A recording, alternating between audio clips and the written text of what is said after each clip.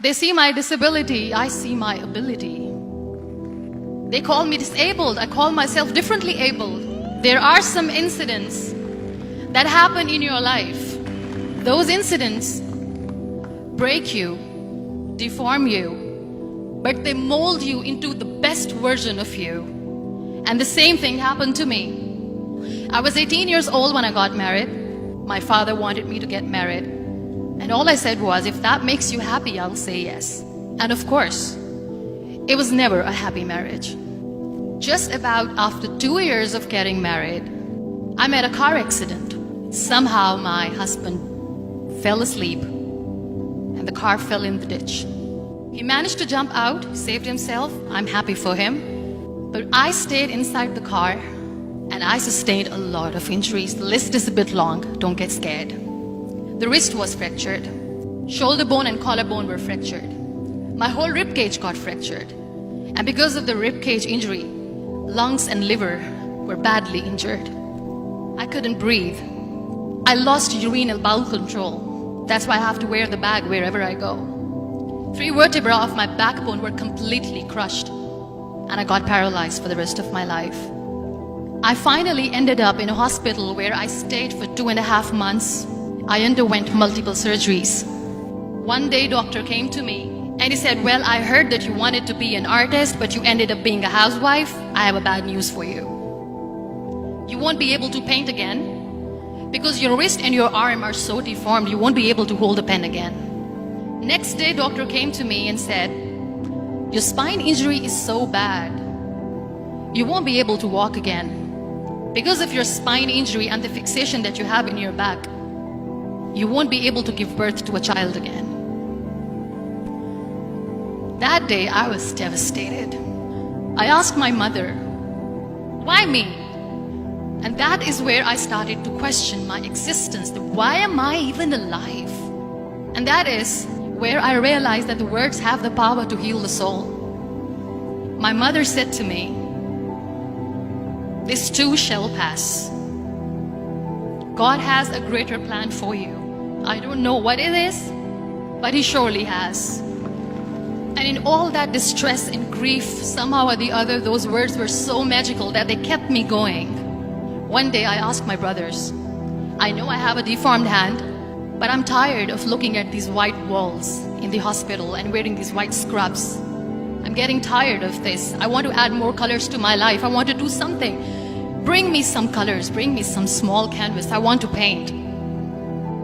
So the very first painting I made was on my deathbed, where I painted for the very first time. It was not just an art piece or just my passion. It was my therapy. And then I was discharged and I went back home. And I went back home and I realized that I have developed a lot of pressure ulcers on my back and on my hip bone. I was unable to sit. There were a lot of infections in my body, a lot of allergies. So doctors wanted me to lie down on the bed straight for not 6 months, for not 1 year, for 2 years. I was bedridden, confined in that one room, looking outside the window, listening to the birds chirping and thinking maybe there will be a time when we'll be going out with the family and enjoying the nature. That was the time where I realized how lucky people are. That is the time where I realized that the day I'm going to sit, I'm going to share this pain with everyone to make them realize how blessed they are, and they don't even consider them lucky. That day I decided that I'm going to fight my fears. We all have fears. Fear of unknown, fear of losing people, fear of losing health, money. We want to excel in career, we want to become famous, we want to get money. We are scared all the time. So I wrote down one by one all those fears. And I decided that I'm going to overcome these fears one at a time. You know what was my biggest fear? Divorce. I was trying to cling on to this person who didn't want me anymore, but I said no. I have to make it work. But the day I decided that this is nothing but my fear, I liberated myself by setting him free.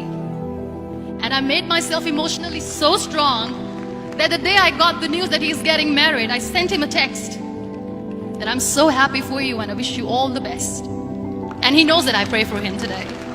Number 2 was, I won't be able to be a mother again.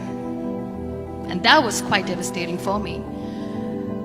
But then I realized there are so many children in the world, all they want is acceptance. So there is no point of crying, just go and adopt one. And that's what I did. People think that they will not be accepted by the people because we, in the world of perfect people, are imperfects. So I decided that instead of starting an NGO for disability awareness, which I know will not help anyone, I started to appear more in public. I started to paint. I decided that I'm going to join the national TV of Pakistan as an anchor person. And I've been doing a lot of shows for the last 3 years.